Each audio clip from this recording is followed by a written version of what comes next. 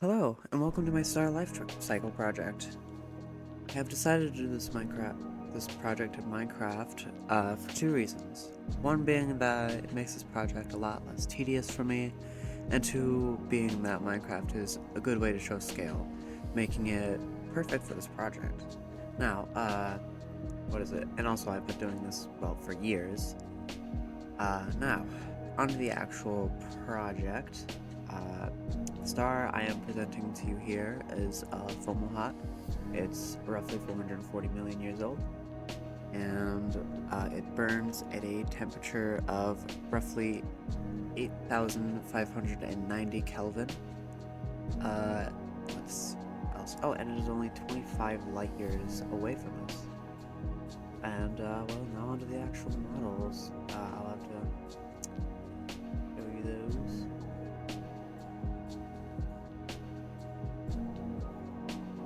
Alright, now, this is a gas cloud, or otherwise known as a nebulous. Around 450 million years ago, Fomalhaut began to form in a giant gas cloud with heat and gravity increasing as the atoms grew closer together. In this stage, it is only, just hydrogen gas, helium, and maybe small traces of other elements that are not exactly too important to the formation of a star. Helium is very abundant here, but as you notice, not nearly as much as hydrogen. That is because hydrogen is a lot more common out of a element. And helium is formed when hydrogen bumps into another hydrogen, which is why there's still some helium in here, but not nearly as much as hydrogen. And this nebulous cloud is roughly, 600 light years long, and I actually built this to scale to show the pure size of this thing. Each block in this represents 1 light year.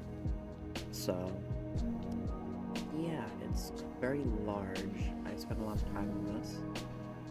Alright, hello, and welcome to this little chalkboard I made. Now, here I'm going to be explaining the processes of nuclear fusion for this. As I said earlier, hydrogen fuses into helium, and also it outputs a little bit of energy along with it. It is a very, complicated process, but basically just two hydrogen atoms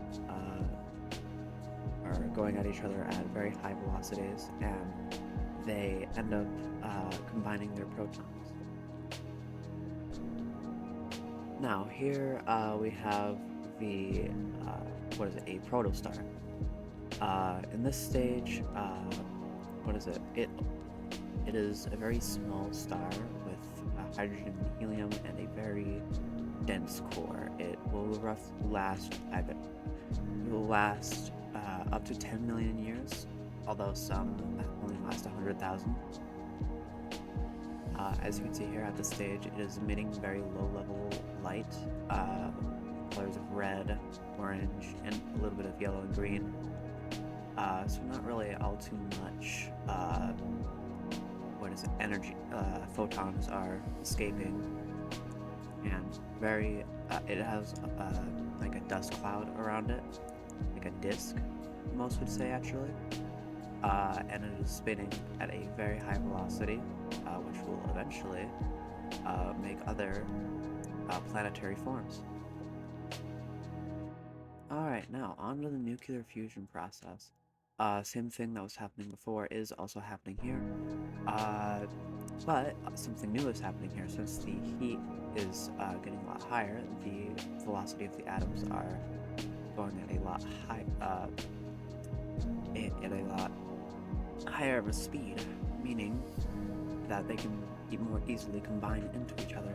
So helium-2 is now combining into helium-3 while outputting I believe, a little bit of energy.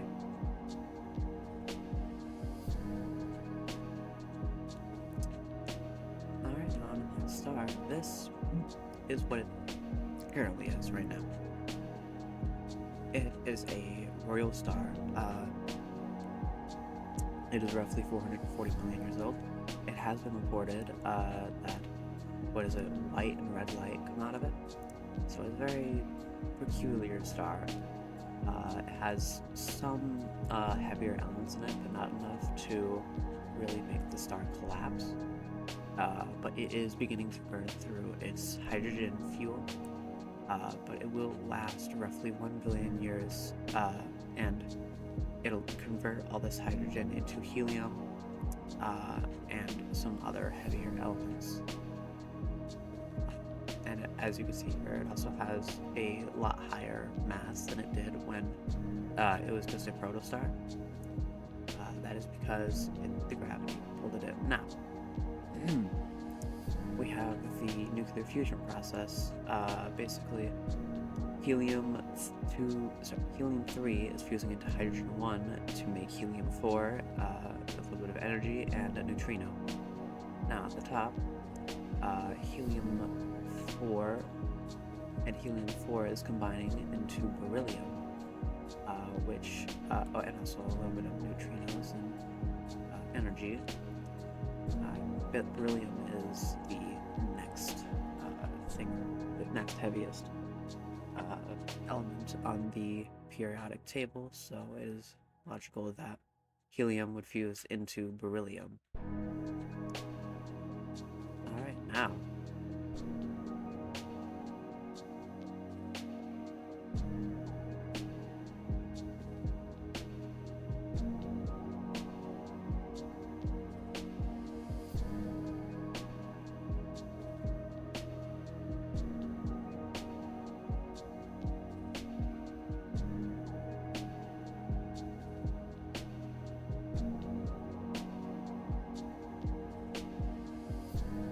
Alright, so on to the red giant stage. This, well, is pretty much the beginning of the end. It's not really going to live for much longer. It roughly will only live for around 1 billion years. And it expands up to 400 times its original size because, you see, it has ran out of hydrogen and it has heated up enough to where helium can start combining into other heavier elements, which therefore create a lot more energy as these heavier elements are formed. And the gravitational pull of the core can no longer hold these heavier elements. So it begins slowly expanding until it just separates from the core, which will form something that we will talk about later.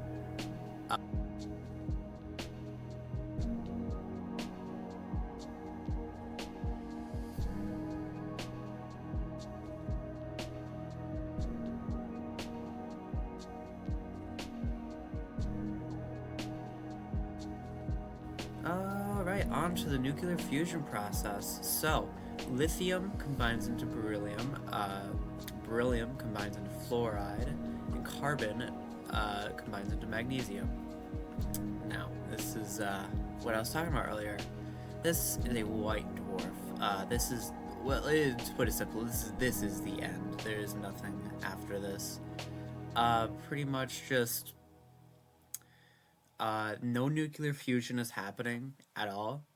It is just cooling down, and maybe there are like some like small celestial forms around it, but very unlikely.